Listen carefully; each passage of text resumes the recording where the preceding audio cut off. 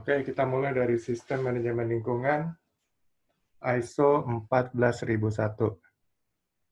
Jadi ISO 14001 ini pertama kali diterbitkan itu tahun 96 ya. Ya, karena memenuhi kebutuhan daripada masyarakat dunia yang menginginkan adanya suatu standar sistem manajemen. Jadi yang berlaku secara internasional ya. Kalau per regional, per wilayah, per negara mungkin sudah ada yang punya. Tapi secara internasional belum ada. Nah, jadi beberapa perusahaan meminta kepada International Organization of Standardization (IOS), ya, yaitu suatu lembaga PBB yang tugasnya adalah membuat standar-standar ya untuk diberlakukan di seluruh negara anggotanya, seluruh dunia. Nah, jadi mereka langsung membuat TC ya, tim komite, dan pada tahun 96 ini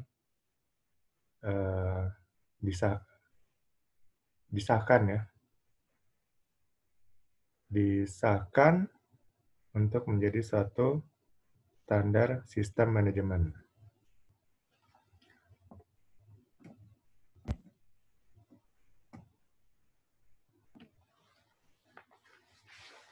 Jadi sistem manajemen dan standar. Nah, kemarin kita sudah bahas ya bahwa sistem itu adalah kumpulan dari standar. Sedangkan standar itu adalah suatu acuan ya. Sehingga dengan adanya standar, maka suatu aktivitas ya itu akan sama gitu. Dan ini gunanya jika aktivitas itu sudah bagus, itu akan di copy paste di tempat lain dan hasilnya juga nggak akan jauh berbeda. Jadi itu gunanya standar. Nah, untuk sistem manajemen ini kumpulan standar dan untuk mengatur dan mengelola suatu bidang. Nah, sistem manajemen lingkungan berarti untuk mengelola lingkungan hidup ya, yang terkait dengan organisasi atau perusahaan, suatu perusahaan. Jadi di sini kita lihat untuk kebutuhan pekerja, sistem manajemen dan standar ini akan memberi kemudahan ya. Sehingga para pekerja itu bisa bekerja dengan lebih mudah, performa lebih baik, untuk koordinasi. Sehingga hubungan antara satu pekerja dan pekerja lainnya terkait pekerjaan mereka itu terkoordinasi dengan baik. Dan kemudian memberi kepastian ya. Jadi mereka tahu apa yang harus mereka lakukan karena sudah ada standar. Ya. Juga jelas ya, karena ada standar, jadi mereka tahu apa yang harus mereka lakukan. Dan untuk meningkatkan performa mereka secara personal. Untuk kebutuhan perusahaan, ya sama, ini akan memudahkan, ya, memberi kemudahan bagi perusahaan dalam pelaksanaan suatu bidang, ya, dalam hal ini bidang lingkungan. Kemudian terjadi koordinasi juga antar karyawannya, sehingga pekerjaan dapat berlangsung dengan lancar gitu ya. Dan perusahaan menjadi kompetitif ya. Produk yang dihasilkan oleh perusahaan itu akan kompetitif di pasaran karena mungkin banyak konsumen yang akan memilih perusahaan yang sudah berlabel lingkungan ya. Sekarang masyarakat dunia sudah sedikit banyak sadar akan lingkungan ya. Lingkungan yang penting bagi mereka dan anak cucu mereka. Dan terjadi keteraturan juga karena hubungan antara pekerja dari satu perusahaan itu akan berlangsung dengan tertib ya, harmonis, dan terjadi peningkatan performa perusahaan juga. Ya, untuk dunia usaha jelas ya, suatu standar sistem manajemen sangat diperlukan oleh dunia usaha, terutama dunia usaha yang perlu mungkin berekspansi, ya, sehingga mereka akan mencari perusahaan-perusahaan yang memang sudah baik dan itu bisa mereka lakukan penilaian melalui penerapan sistem manajemen atau standar-standar. Masyarakat juga ya butuh produk-produk yang berlabel yang sudah memenuhi standar-standar, terutama standar lingkungan ya. Sehingga akan lebih mudah kepastian dan mudah memilih produk ya, produk yang bermutu sesuai dengan mereka, yang berwawasan lingkungan dan sebagainya. Nah, untuk negara juga, dengan adanya sistem manajemen standar ini akan terjadi peningkatan pemasukan bagi negara ya. Karena penghasilan dari perusahaan-perusahaan yang ada di negara tersebut meningkat, otomatis pajak juga akan meningkat ya. Dan itu peningkatan pemasukan bagi negara. Negara juga bisa kompetitif ya, karena brand image sudah bagus, benar-benar mengelola lingkungan ya yang ada di negara tersebut. Nah, untuk latar belakang mengenai lingkungan, ya mungkin kita sudah bahas di dasar-dasar lingkungan. Tapi sini sedikit lagi diuraikan. Sistem manajemen lingkungan ini dibuat karena adanya kebutuhan dan permintaan daripada beberapa perusahaan-perusahaan di dunia ini agar mereka mendapatkan suatu sistem manajemen sehingga apabila mereka berinvestasi di suatu negara, mereka akan bisa punya acuan ya. Jadi perusahaan sudah menerapkan standar sistem manajemen internasional, itu adalah menjadi pilihan utama mereka ya untuk berinvestasi di negara tersebut. Kenapa? Karena kewajiban umpamanya di negara-negaranya untuk perlindungan lingkungan itu juga harus diterapkan di negara-negara lainnya yang punya hubungan mitra dengan perusahaan ini. Jadi mereka membutuhkan adanya suatu standar sistem manajemen lingkungan ya. Dan juga kesadaran lingkungan bagi masyarakat dunia juga sudah semakin meningkat. Karena mereka sadar bahwa bumi ini harus dipelihara lingkungannya. Karena kalau tidak, maka akan terjadi polusi akan semakin meningkat ya. Kemudian lapisan ozon semakin menipis, lalu panas bumi semakin meningkat, dan akibatnya es di kutub selatan mencair, dan dampaknya adalah naiknya permukaan air laut, dan kemudian akan merendam sebagian daratan, dan daratan semakin berkurang, sedangkan penduduk makin bertambah. Nah, ini semua adalah masalah-masalah lingkungan. Belum lagi masalah pembuangan limbah. Ya.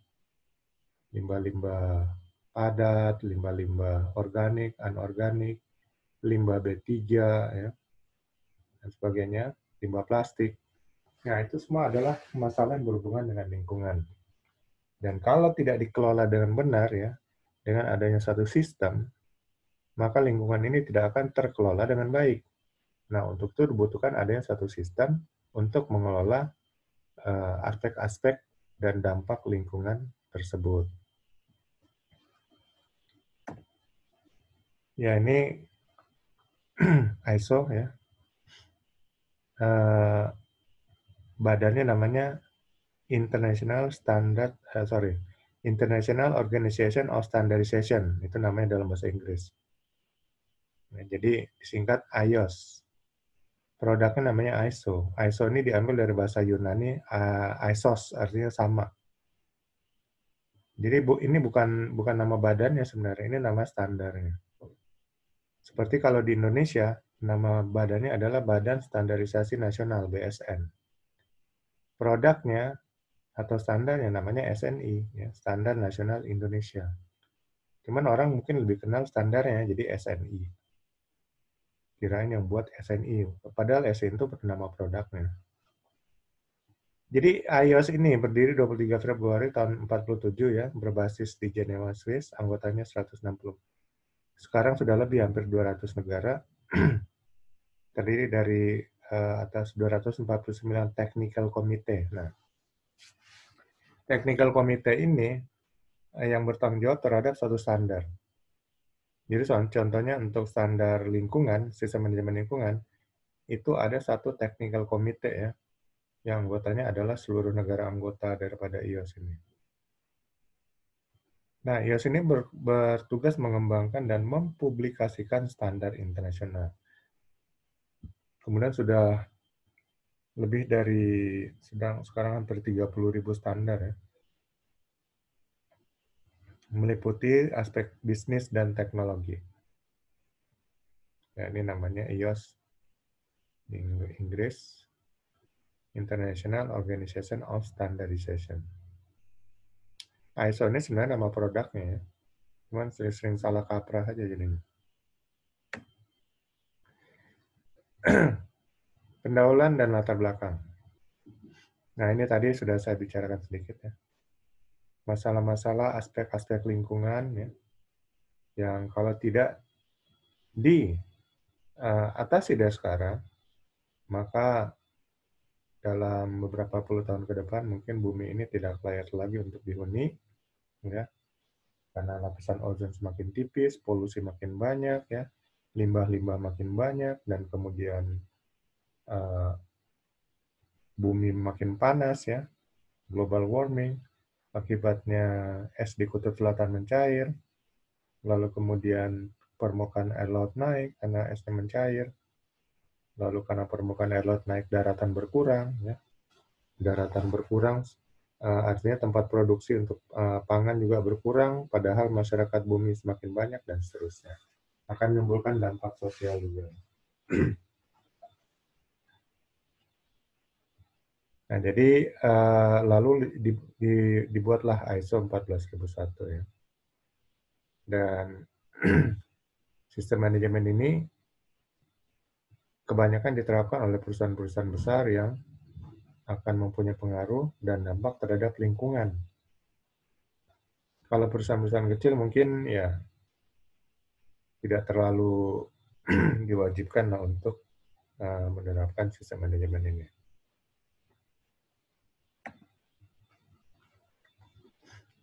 Ini tadi sudah kita bahas sedikit ya, mengenai standar sistem manajemen, ya, pengelolaan dan pengendalian sumber-sumber daya agar efektif dan efisien, sehingga tujuan dari organisasi atau perusahaan dapat tercapai ya. Terutama tujuan untuk mendapatkan profit gitu. Sistem manajemen adalah manajemen yang dikelola dengan suatu sistem. Sehingga manajemen itu tidak tergantung kepada orangnya. Kalau manajemen berarti masih seni ya. Seni itu ya adalah bagaimana orang yang memimpin perusahaan tersebut, apakah orangnya cukup efektif ya. Nah, kalau orang cukup efektif mungkin hasilnya manajemennya bagus. Tapi kalau kurang ya manajemen akan performanya mungkin buruk. Jadi tergantung orangnya. Tapi kalau sudah ada sistem, maka sistem inilah yang menentukan apa baik buruknya manajemen itu. Nah, kalau sistemnya sudah bagus, siapapun yang nanti memimpin perusahaan ya, memanage perusahaan, hasilnya akan tidak jauh berbeda. Jadi nggak tergantung dengan orangnya lagi. Nah, kemudian persyaratan. Persyaratan ini adalah keharusan untuk dipenuhi, ya, atau pengaturan input dan proses untuk menghasilkan output yang diinginkan. Ya, jadi untuk sistem manajemen lingkungan persyaratannya adalah ISO 14001. Jadi maksudnya persyaratan adalah kalau untuk diakui, ya, jadi untuk diberikan sertifikasi, maka harus memenuhi syarat-syarat yang ada di ISO 14001 untuk sistem manajemen lingkungan. Nanti ada ISO 14000 ya, itu definisi dan terminologi umpamanya. Lalu ada ISO 14004, itu mengenai guidance untuk penerapan. Ya. Lalu ada ISO 14020 sampai 14024. Itu standar-standar untuk labeling lingkungan. Lalu ada ISO 14040 sampai 14044. Itu standar-standar untuk pengelolaan limbah dan daur ulang gitu ya. Lalu ada ISO 14060 sampai 14064. Itu untuk pengelolaan polusi kalau nggak salah ya. Jadi ada banyak nih keluarga dari sistem manajemen ISO 14000 ya. Nah, persyaratannya hanya satu, yaitu 14001. Yang lainnya itu adalah alat bantu ya, sesuai bidangnya masing-masing untuk labeling ya, untuk pengelolaan limbah dan sebagainya, standarnya, dan terminologi. Jadi kalau untuk sertifikasi 14001, sama kemarin untuk sertifikasi ISO 9001 untuk mutu ya, sistem manajemen mutu.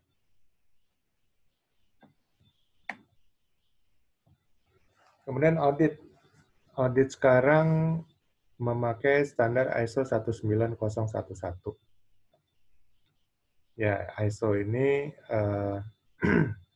baru direvisi ya. Baru direvisi tahun 2018. Jadi ISO 19011 tahun 2018. Jadi mungkin perbedaannya nggak terlalu banyak. Jadi intinya audit adalah bagaimana ini melakukan penilaian dan pemeriksaan terhadap sistem. Jadi sistem yang sudah diterapkan akan diperiksa nih, apakah sistem ini sesuai persyaratan ya yang sudah diterapkan oleh suatu organisasi.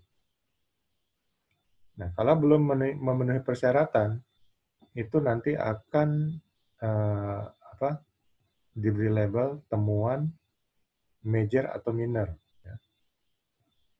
Jadi major itu temuan di mana satu klausul ya dari persyaratan itu belum diimplementasikan. Kalau minor, satu klausul dari satu persyaratan itu mungkin sudah diimplementasikan, namun belum sempurna menurut auditor. Kemudian beberapa temuan minor yang sama di beberapa departemen yang diaudit, itu akan menjadi satu temuan major. Jadi audit ini akan dilaksanakan oleh seorang auditor. Dan beberapa auditor nanti dipimpin oleh seorang lead auditor. Jadi lead auditor ini akan memanajemen beberapa auditor tersebut. Untuk audit ya ada 3 sistem juga ya. Audit internal itu adalah audit pihak pertama. Jadi dia mengaudit dirinya sendiri.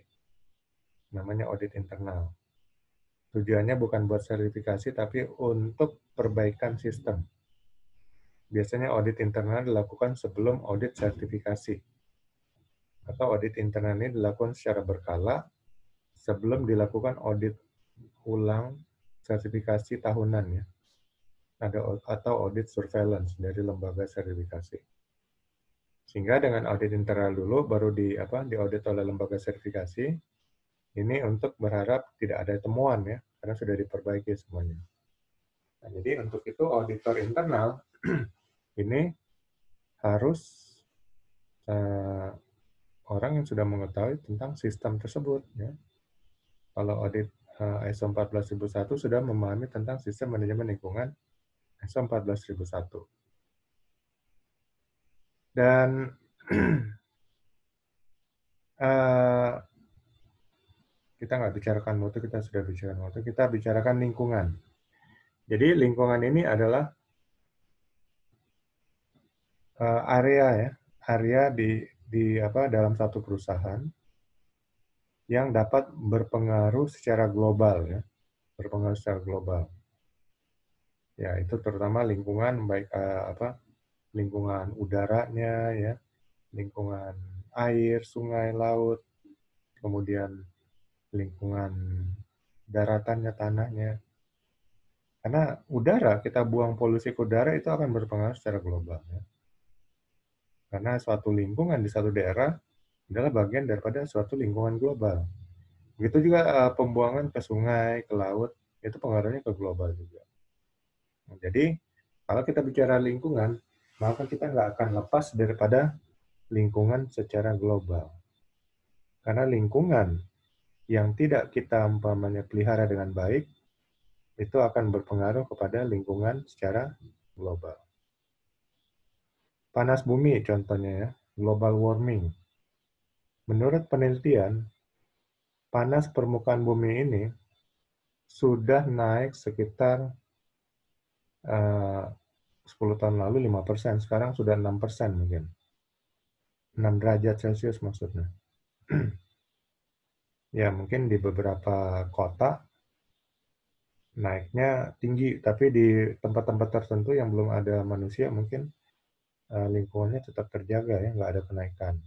Nah, jadi diambil rata-ratanya naik sekitar 5-6%. 5-6 derajat Celcius. Ya ini artinya apa? Ini cukup tinggi ya. Karena 1 derajat Celcius aja naik, maka itu akan membuat sekitar mungkin 5% daratan di kutub selatan itu mencair. Ya.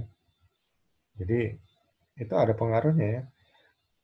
Karena naiknya suhu global, maka daratan di permukaan benua kutub selatan itu akan mencair. Ya kita tahu benua Antartika ini benua yang sangat luas ya di kutub selatan. Cuma dia terdiri dari es semua. Nah kalau dia mencair, ya tentu permukaan air laut naik ya dan daratan berkurang. Ya masalah-masalah lingkungan lainnya juga adalah masalah menipisnya lapisan ozon. Lapisan ozon itu lapisan melindungi bumi dari bahaya sinar matahari. Nah kalau lapisannya makin tipis, akibatnya sinar matahari yang mengenai kulit manusia itu akan berpengaruh buruk ya. Kulitnya akan terbakar atau mungkin akan menimbulkan radiasi ya. Karena sinar matahari itu sebenarnya mengandung radiasi yang berbahaya dan bisa dapat menyebabkan kanker. Tapi kalau lapisan ozon ada, dia memproteksi bumi sehingga dia akan menyaring sinar matahari ini menjadi sinar yang tidak berbahaya lagi saat sampai ke bumi. Nah, bahayanya adalah lapisan ozon ini bisa semakin menipis dengan gas-gas kimia ya, yang dibuang dari hasil entah itu pembakaran, entah itu aktivitas di bumi dan sebagainya. Ya seperti CFC ya, itu salah satu dihasilkan dari freon dulu untuk lemari pendingin.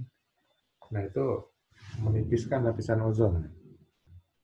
Sehingga sekarang sudah dicari berbagai macam cara untuk metode pendingin yang lainnya yang ramah lingkungan. Kemudian Annex SL. Annex SL ini adalah high level structure. Jadi tahun 2015 HIOS ini ya atau yang memproduksi ISO mereka mengeluarkan satu program ya high level structure yaitu Annex SL. Di sini setiap sistem manajemen nanti akan dibentuk atau dibangun dalam 10 elemen ya. Jadi sama semua sistem manajemen dibangun dalam 10 elemen. Sehingga terjadi keseragaman semua sistem elemen. Sistem manajemen, sorry. Nah, artinya adalah nanti saat akan diintegrasikan, disatukan satu dengan lainnya, itu akan mudah. Ya, dengan konsep high level structure Annex SL yaitu yang berisi 10 klausul atau 10 elemen. Tahun 2019 dia diganti menjadi Annex L.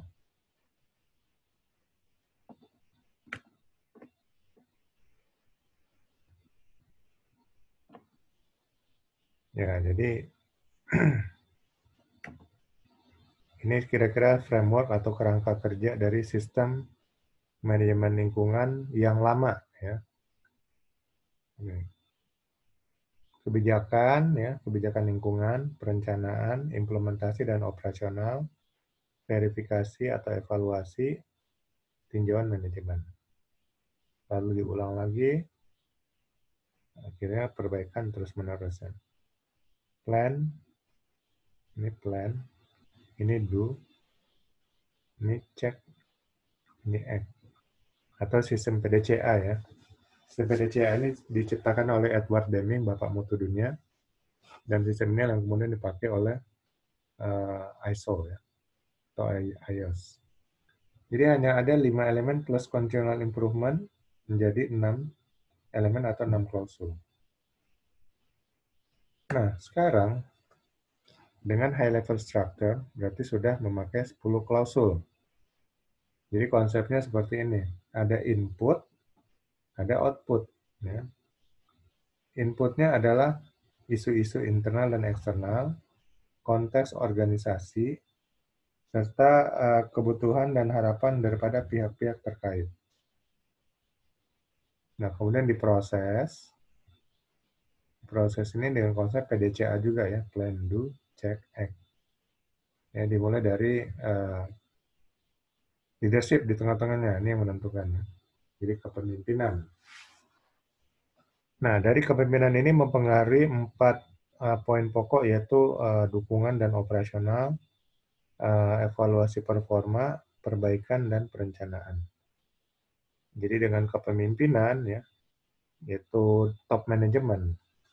Karena semenjak 2015, itu tidak ada lagi wakil manajemen atau manajemen representatif. Tetapi top manajemen harus turun langsung. Jadi mengelola plan do check act-nya, sehingga akan menghasilkan ya 2 hal. Ini pertama pemenuhan terhadap kewajiban ya, kewajiban persyaratannya. Kemudian ini peningkatan performa lingkungan. Ya, dari input diproses, jadilah performa lingkungan yang baik, ya, memenuhi persyaratan kewajiban lingkungan dan sebagainya.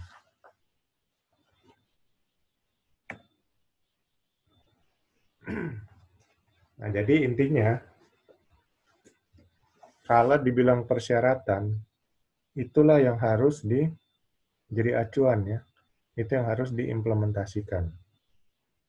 Kalau nggak ada disyaratkan, maka itu organisasi bisa berinterpretasi masing-masing. Ya. Nggak salah, nggak ada temuan di situ. Kecuali sudah disyaratkan dan tidak memenuhi persyaratan, ya, pakai cara sendiri, nanti saat diaudit itu namanya jadi temuan. Jadi persyaratan ini sekarang sudah masuk ke konsep Annex L. Ya. Jadi 10 klausul. Dan itu yang terdapat, kalau untuk sistem manajemen lingkungan itu yang terdapat di ISO 14001. Ya. Nah, persyaratan dari 10 klausul ini dimulai dari 3 klausul pertama, ya, yaitu ruang lingkup, acuan normatif, dan istilah dan definisi. Jadi ruang lingkup apa dalam sistem manajemen lingkungan ini ya yang akan diterapkan? Apakah seluruh organisasi dari pusat hingga cabangnya ya akan menerapkan, atau hanya kantor cabang, atau hanya kantor pusat, atau bahkan hanya satu departemen ya, boleh aja. Jadi ini ruang lingkup. Kemudian acuannya, referensi. Ya, referensi mungkin untuk implementasi bisa pakai ISO 14004 ya. Untuk terminologi ISO 14000, untuk labeling ISO 14021 sampai 14024 dan seterusnya. Kemudian nanti di klausul 3 istilah dan definisi ya, kata-kata penting itu nanti dijelaskan. Supaya yang akan implementasi ini satu pengertian ya, satu pemahaman ya. Karena sudah acuannya kepada standar istilah dan definisi yang ada.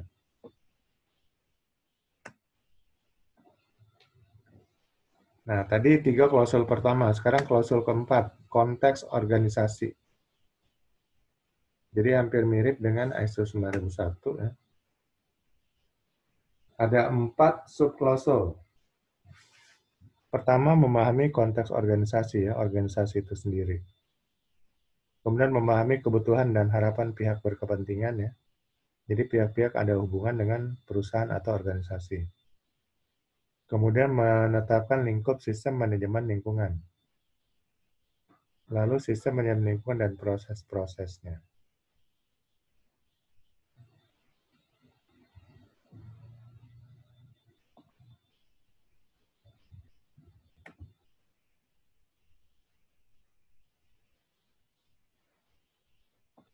Nah, kemudian di sini menentukan batas-batas dan aplikabilitas sistem manajemen lingkungan dalam menetapkan ruang lingkup.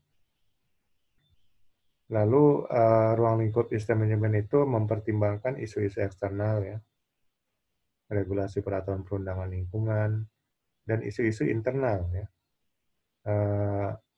aturan-aturan yang ada di internal perusahaan atau organisasi yang terkait lingkungan. Kemudian persyaratan dari pihak yang berkepentingan ya, klien ya, masyarakat, mitra daripada perusahaan, dan identifikasi aspek dan dampak lingkungan IADL.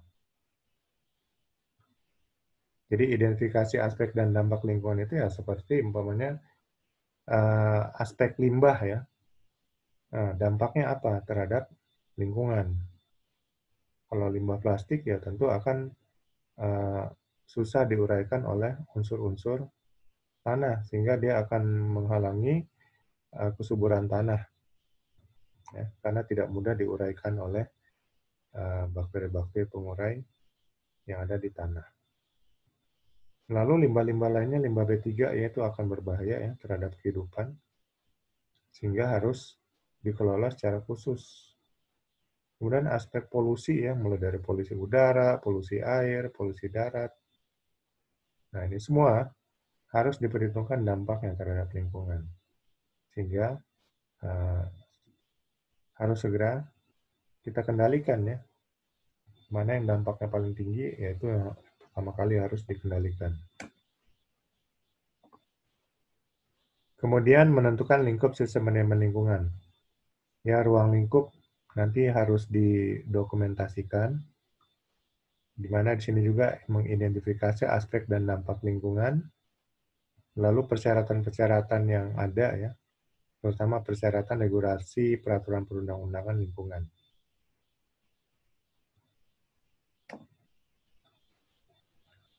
Nah, kemudian dibuat proses-prosesnya juga ya. Sama seperti sistem manajemen mutu, proses-proses yang harus diidentifikasi sehingga dalam tiap proses itu ya, itu dikelola bagaimana lingkungannya. Nah, jadi nanti proses-proses bisa berbentuk flowchart ya. Jadi dari satu proses itu merupakan input dari proses berikutnya. Nanti keluaran dari proses berikutnya merupakan input dari proses berikutnya lagi dan seterusnya. Ya, contohnya ini ya. Proses A, ini masukannya input, ini outputnya. Kemudian ada yang lebih kompleks lagi. Ya, dari satu proses, dari proses A tadi, masuk ke proses B. Lalu proses B ini, ya, ada proses C. Inputnya sama. Outputnya sama juga. Tapi prosesnya berbeda. Ya. Lalu masuk ke proses D, dan seterusnya. Jadi di sini kita harus tahu bagaimana menetapkan urutan dan interaksi dari proses-proses yang ada. Kemudian menetapkan dan menerapkan kriteria dan metode untuk memastikan efektivitas operasi dan pengendalian tiap proses.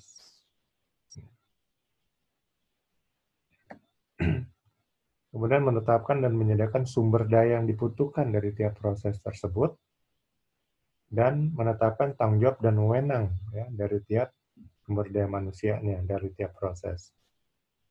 Lalu menangani resiko dan peluang ditetapkan dari tiap proses. Jadi dari tiap proses ada resiko, ada peluang ya. Risiko bagaimana dikendalikan, peluang bagaimana bisa dimanfaatkan. Nah, lalu mengevaluasi proses-proses tersebut dan menerapkan perubahan yang diperlukan untuk memastikan proses-proses mencapai hasil yang diinginkan. Kemudian meningkatkan proses-proses dan sistem manajemen lingkungannya.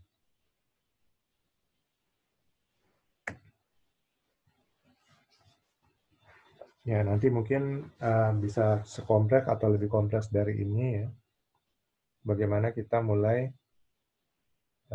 apa? Ini contoh proses bisnis. Ya, saya ambil dari satu sistem manajemen mutu. Kalau nanti ini customer-nya dibuat ganti jadi performa lingkungan.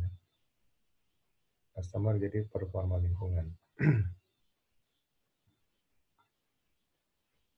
Jadi dari ini satu proses yang terintegrasi ya.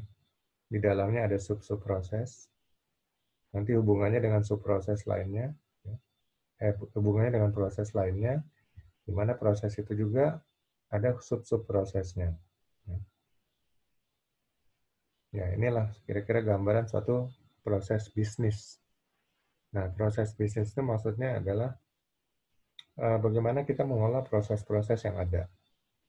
Kemudian dari proses itu kita menentukan sumber dayanya untuk mengelolanya, tugas tanggung jawabnya, sehingga proses ini benar-benar diberdayakan untuk mengelola performa lingkungan organisasi. Nah, gitulah kira-kira. Kalau dalam kacamata sistem manajemen lingkungan. Kemudian masih klausul keempat. Ya. Ini ada nanti analisa SWOT ya untuk organisasi. SWOT itu strength, kekuatan, weakness, kelemahan, opportunity, kesempatan, threat, ancaman. Jadi opportunity dan threat ini isu-isu eksternal. Ya. Sedangkan internalnya ini adalah strength and weakness. Ya. Kekuatan organisasi apa, kelemahannya apa. Lalu nanti di klausul keempat juga ada menentukan informasi terdokumentasi ya. Dokumen-dokumen yang berhubungan dengan konteks organisasi. Kemudian klausul kelima, kepemimpinan.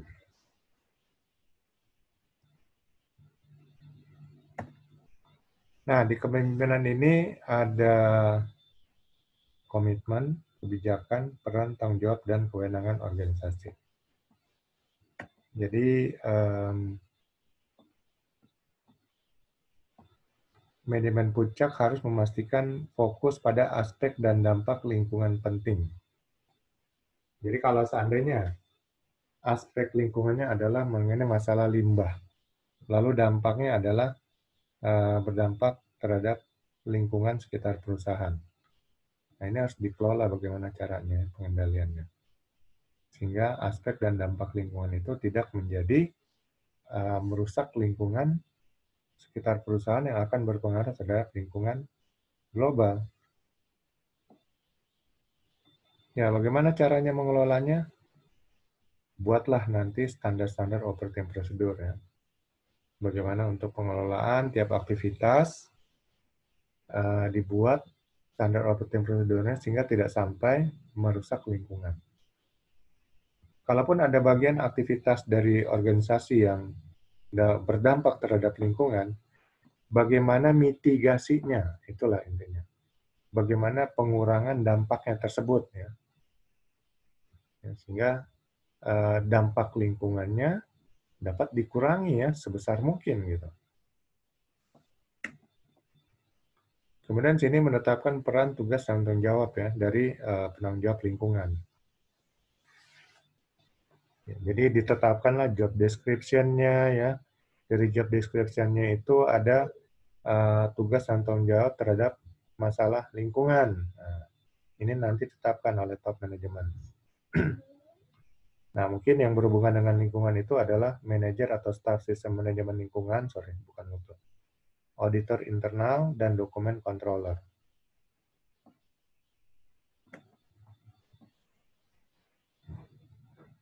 Jadi di sini mulai dari memastikan sistem manajemen lingkungan sesuai persyaratan standar ISO 14001 versi 2015. Memastikan proses-proses memberikan hasil yang diinginkan ya untuk performa lingkungan yang lebih baik. Melaporkan kinerja sistem manajemen lingkungan dan peluang perbaikannya. Memastikan promosi fokus pada performa lingkungan organisasi. Dan memastikan integritas sistem manajemen lingkungan. Jadi penetapan peran, tugas, dan tanggung jawab dalam organisasi melalui struktur organisasi, deskripsi kerja, dan kontrak kerja. Kemudian elemen dan klausul ke-6, perencanaan.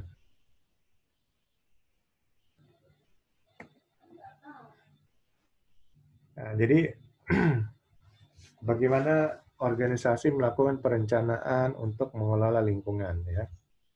Kemudian memperhitungkan resiko ya terkait pengelolaan lingkungan, lalu peluang-peluang untuk meningkatkan performa lingkungan, ya, membuat sasaran-sasaran lingkungan ya. Jadi sasaran apa yang akan dituju? Apakah maksudnya lingkungannya itu bebas dari polusi ya, bebas dari limbah dan sebagainya, limbah terkelola dengan baik. Kemudian manajemen perubahan ya, jika ada regulasi-regulasi terbaru, nah ini harus segera diantisipasi. Jadi fungsi rencana adalah bagaimana kita membuat target ke depannya ya. Dalam hal ini performa lingkungan. Jadi performa lingkungan itu sudah harus dibuat target, dan kemudian dari target itu dibuat langkah-langkah untuk mencapai target tersebut ya. Mungkin juga langkah-langkahnya disertai program-program. Nah itulah namanya perencanaan. Seberapa penting rencana? Rencana sangat penting ya. Karena peribahasa mengatakan gagal merencanakan berarti merencanakan untuk gagal. Jadi pengelolaan lingkungan yang tidak direncanakan dengan baik tentunya akan berpengaruh ya, lingkungannya makin rusak. Sehingga mungkin izin perusahaan nanti akan dicabut bisa saja. Ya, bagaimana cara membuat rencana? Harus memperhitungkan ya sumber-sumber daya dari organisasi dulu. Kemudian bagaimana mengatur sumber-sumber daya tersebut untuk mengelola performa lingkungan. Kemudian membuat standar-standar prosedur ya, membuat target, membuat langkah-langkah untuk mencapai target ya beserta program-programnya dan sebagainya.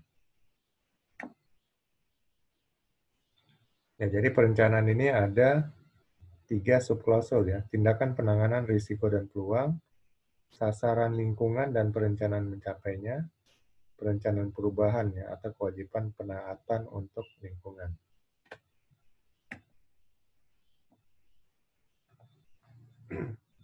Perencanaan sistem manajemen lingkungan harus mempertimbangkan isu-isu ya.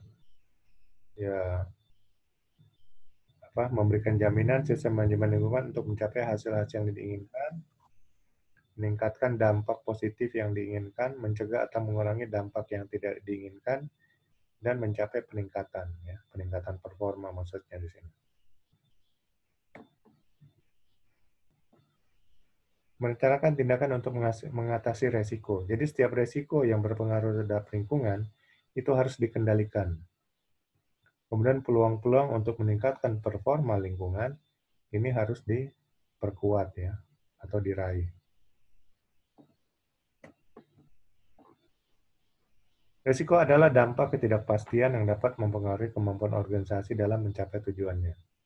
Jadi karena tidak pasti, makanya mungkin dibuatlah rencana ya untuk bisa mengendalikan ketidakpastian itu. Ketidakpastian adalah kondisi tidak memahami atau mengetahui konsekuensi dan kecenderungan suatu peristiwa akibat kurangnya informasi. Ya, ketidakpastian memang hal kedepannya mungkin kita nggak tahu ya. Tapi kalau kita lihat, kita bisa bandingkan ya, fakta-fakta yang ada, fakta-fakta yang sudah lewat, ya, dibandingkan dengan kecenderungan masa kini, maka ketidakpastian ini sebenarnya kita bisa tahu arahnya kemana. Itu namanya prediksi jadinya ya. Jadi ketidakpastian nanti diatasi dengan prediksi. Nah, kemudian peluang-peluangnya harus segera diambil ya. Nah, ini peluang dalam untuk meningkatkan performa lingkungan. Nah, pemikiran berbasis risiko adalah metode organisasi dalam mengelola dan mengendalikan dampak ketidakpastian dapat mempengaruhi pencapaian tujuan organisasi ya. Kalau kita bicara lingkungan berarti dalam hal performa lingkungan. Ya, pengendalian risiko, menghindari risiko, menghilangkan risiko, mengambil risiko. Nah, ini namanya hierarki pengendalian risiko.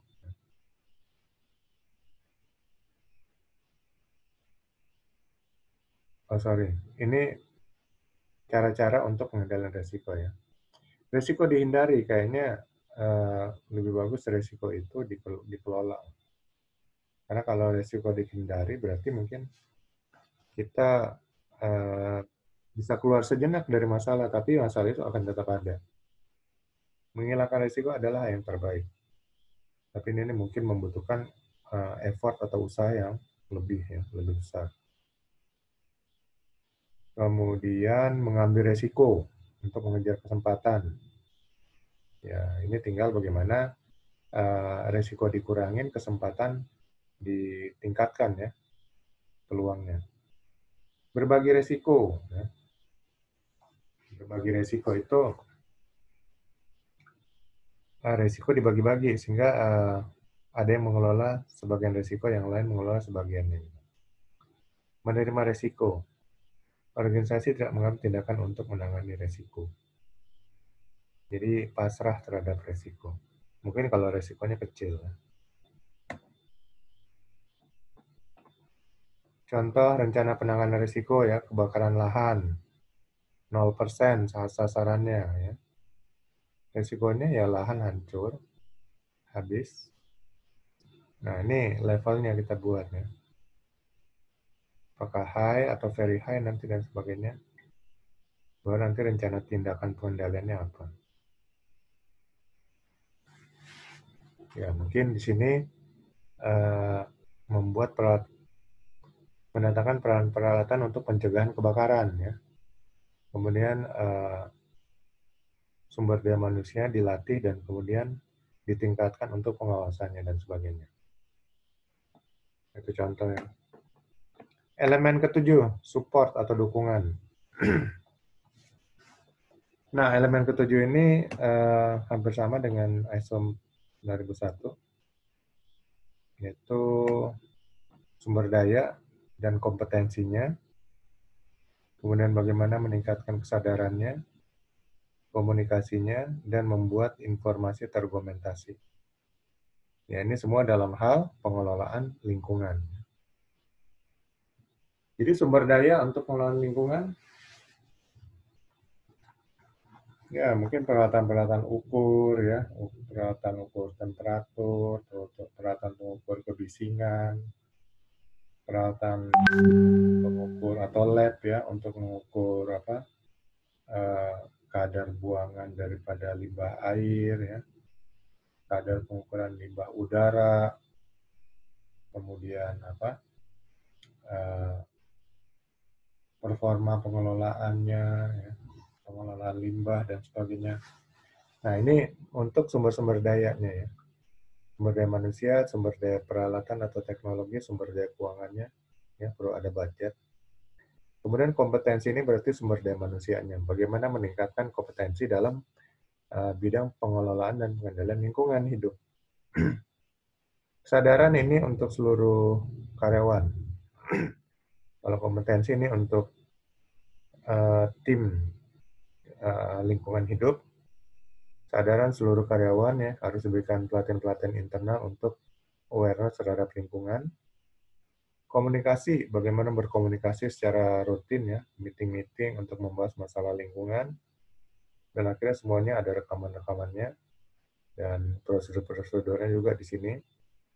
Nah, ini nanti masuk ke semuanya ya, mulai dari kebijakan nanti ada informasi terdokumentasinya, sampai terakhir kepada tinjauan, manajemen, dan peningkatan.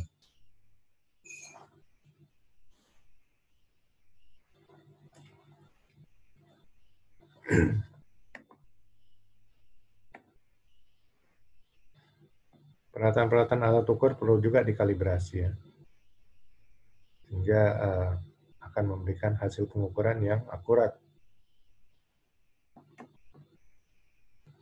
Learning development, pengetahuan organisasi perlu ditingkatkan, mungkin dengan membuat program learning development atau menyediakan buku-buku bacaan baik yang hard copy maupun yang digital dan sebagainya.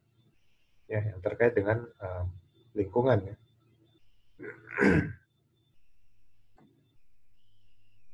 Kesadaran ya terhadap lingkungan ini harus selalu dibangkitkan dengan diberikan pelatihan-pelatihan. Komunikasi secara berkala ya lewat meeting-meeting untuk membicarakan bagaimana pengelolaan lingkungan yang baik. Kemudian menetapkan dokumen-dokumen aja yang perlu dibuat ya, terutama untuk di print atau dokumen-dokumen mana saja yang perlu dibuat dalam bentuk soft copy aja gitu. Kemudian nanti menyimpan dokumen eksternal mungkin ya, dokumen pihak ketiga yang harus dijaga. Mungkin juga dokumen daripada klien atau dokumen daripada vendor dan sebagainya. Kemudian elemen atau klausul ke-8, operasional.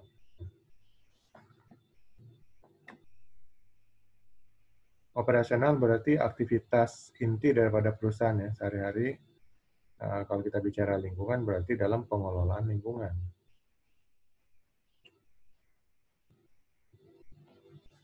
Ya, manfaat operasional ini akan berdampak sangat penting terhadap produk perusahaan ya, baik berupa jasa, baik berupa barang maupun jasa. Lingkup operasional ya tergantung daripada produk daripada perusahaan ya. Semakin banyak atau rumit produknya, maka lingkupnya akan semakin besar. Perbedaan antara mutu dan lingkungan. Mutu itu memperhatikan persyaratan dari pelanggan, masukan-masukan dari pelanggan. Lingkungan memperhatikan standar-standar lingkungan internasional, persyaratan lingkungan dari pemerintah, dan sebagainya. Contoh operasional ya seperti pertambangan ya. Pertambangan itu harus memperhatikan masalah lingkungannya dengan melakukan reklamasi ya. Dalam setiap tahap aktivitas mereka tetap melakukan penanaman kembali supaya area sekitar itu minimal ada tumbuh-tumbuhan hijaunya ya. Jangan sampai nanti habis sama sekali dibabat hutan-hutannya, tapi tidak mau dilakukan penanaman kembali atau reklamasi. Ya, untuk lingkungan ini perencanaan dan pengendalian operasional ya. Perencanaan dan pengendalian bagaimana mencapai perencanaan ini. Kemudian kesiagaan dan tanggap darurat lingkungan.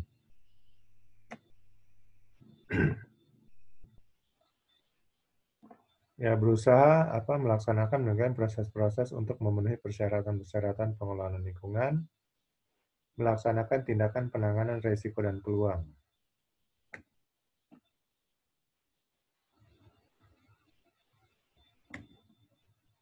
Kemudian untuk pengendalian proses operasional khusus lingkungan yaitu memenuhi dan menerapkan peraturan perundang-undangan di bidang lingkungan hidup, ya, yang kebanyakan dikeluarkan oleh Kementerian Lingkungan Hidup dan Kehutanan. Kemudian penerapan SOP dan perencanaan lainnya terkait pengendalian aspek dan dampak lingkungan, serta pengendalian risiko lingkungan dan pencegahan polusi serta manajemen pembuangan limbah. Klausul yang ke-9, evaluasi kinerja.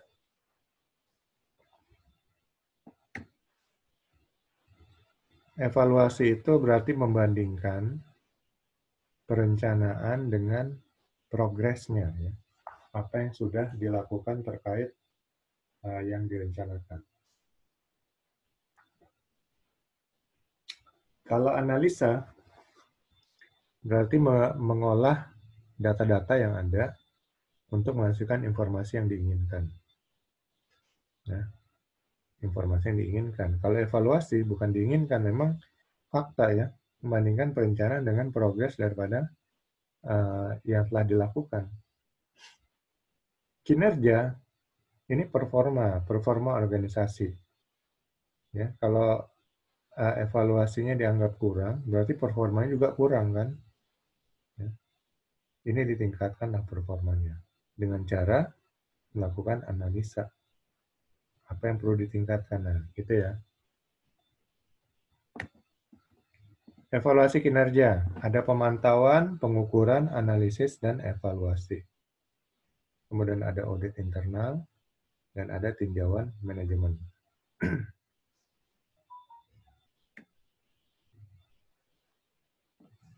Ini perlu ditetapkan apa yang akan dipantau dan diukur ya. Mungkin memantau polusi ya. Polusi apa yang akan disebarkan ke udara dan ke air oleh perusahaan ya dalam sehubungan dengan aktivitasnya. Kemudian metode pemantauan, pengukuran, analisis, dan evaluasinya seperti apa. Lalu kapan pemantauan dan pengukuran dilakukan ya. Mungkin untuk air ya mungkin 3 bulan atau 6 bulan sekali dengan mengambil sampel lalu kemudian diteliti dalam lab ya untuk melihat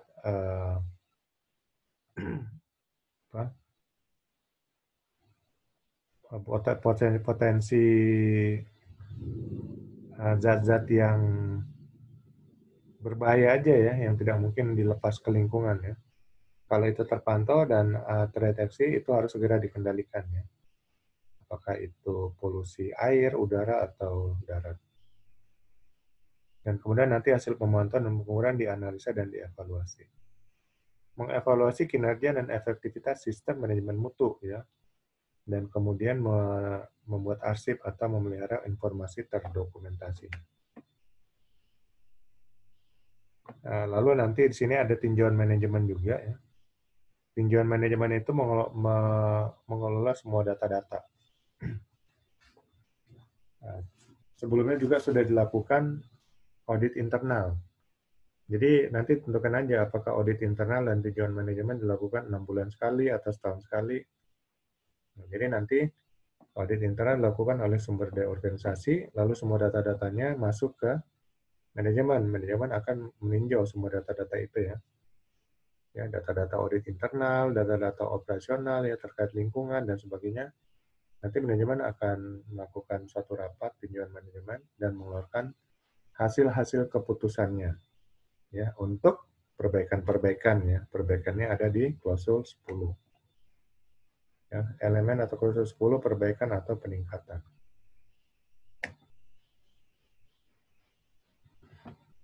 Ya, perbaikan berarti memperbaiki sesuatu yang belum benar ya, tidak sesuai persyaratan. Peningkatan berarti ditingkatkan lagi apa yang sudah baik ya. Performa yang sudah baik, yang sudah ada, itu ditingkatkan menjadi lebih baik. Ya.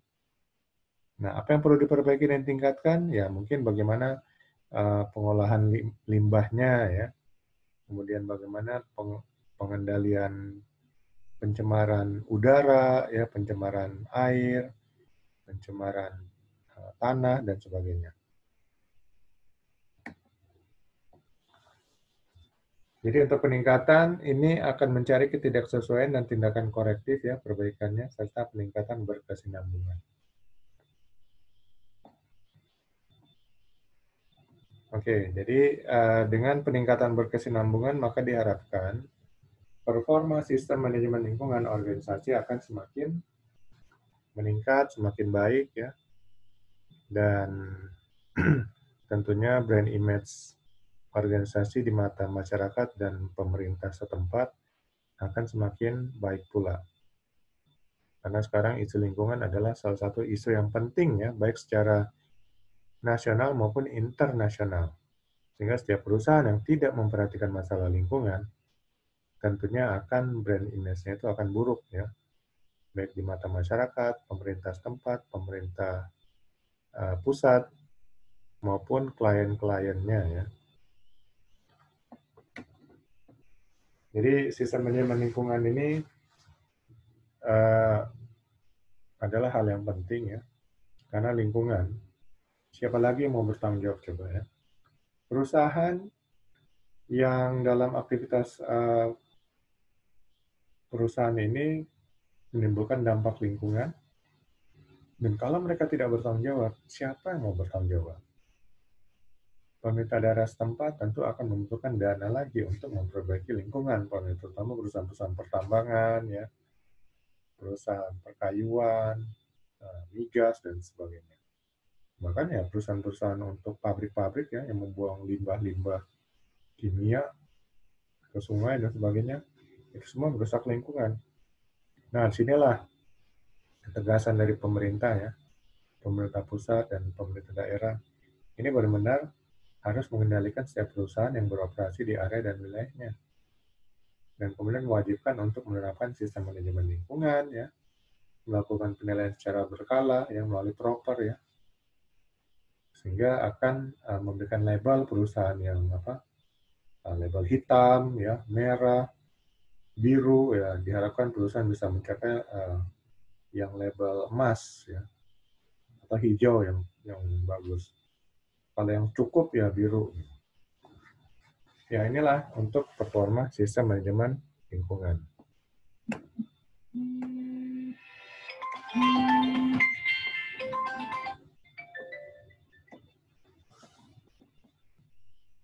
Nah, kemarin kita sudah bahas mengenai jenis-jenis sistem manajemen ya. Pengetahuan organisasi, learning development sekarang cukup penting karena diharapkan sumber daya manusia ini menjadi tulang punggung bagi perusahaan, terutama dalam pengelolaan di sini sistem manajemen lingkungan.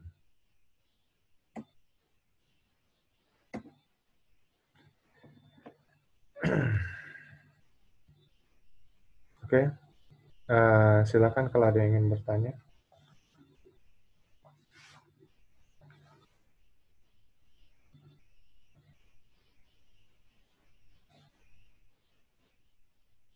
Kalau nggak ada, kita lanjut ke yang kedua.